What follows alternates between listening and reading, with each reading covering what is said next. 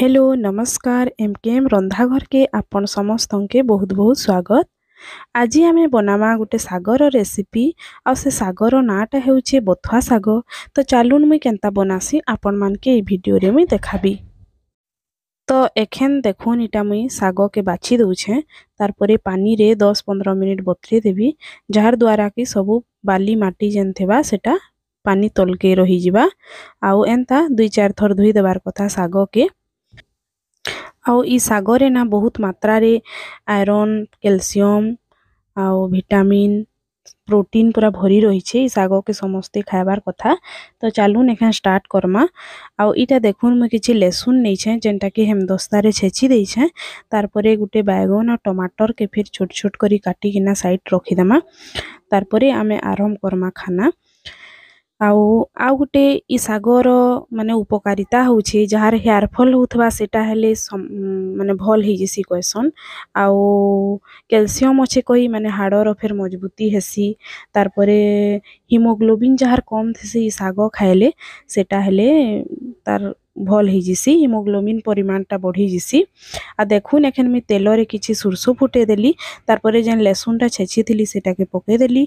एखन इटा लाल हेई करी लहसुनटा हेई गला परे मुई से बैगन जेन काटी थिली सेटा के पके देली आ टिके लूण देई कि मुई एखन इटा हल्का आंच रे बसे दउछे।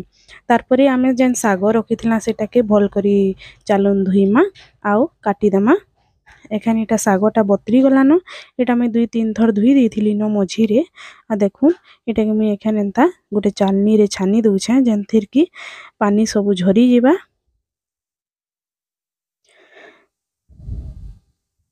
आ इयाडे देखुन से बैगनटा फिर 50% सिझी गलानो। तारपरे मुई साग के काटी की इथिरे पके दउछे। आउ एखन टिके ढक्कन दे दमा। आउ ई जगह रे आपण माने जदि बैगन रे बेसी लूण देइथिबे तो आ लूण देइनी लागे किंतु कम लूण देइथिले साग ऊपरे फेर आ टिके लूण स्वाद अनुसार पके देबे। आ देखुन इटा ढक्कन खुली की देखली इटा सिझी गलानो। तारपरे हल्का सिझी गला परे टमाटर के एखन दे दमा मझी रे फिर 2 मिनिट केते इटा ढापी दमा।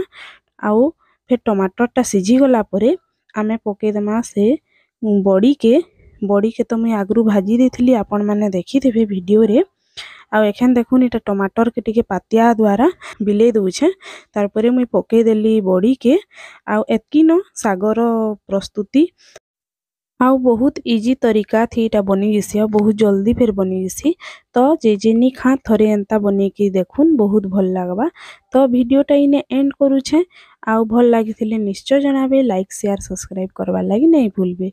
तो आउ थरे आपण समस्त के मोर वीडियो देखुथिबारु मुई धन्यवाद दउछे। तो रहली जुहार।